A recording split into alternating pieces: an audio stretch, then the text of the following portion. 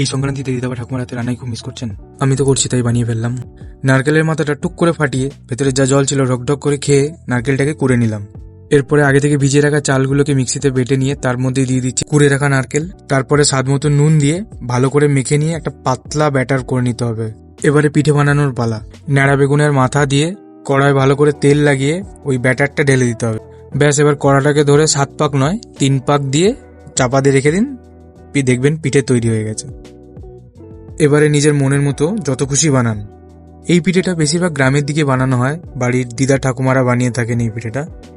দেখে নিয়েছেন কত সহজে বানানো যায় এই পিঠেটা, এবং শুধুও খাওয়া যায়, কিন্তু যদি ঝোলা গুড় দিয়ে খাওয়া হয় তাহলে এই পিঠের টেস্টটা দ্বিগুণ বেড়ে যায়।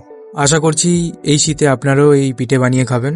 খুব তাড়াতাড়ি আরও অনেক পিঠে নিয়ে ফিরছি, তার জন্য চ্যানেলটাকে সাবস্ক্রাইব করে নেবেন এবং একটা লাইক করে কমেন্ট করে দেবেন। আমি আর থাকতে পারছি না, চললাম খেতে।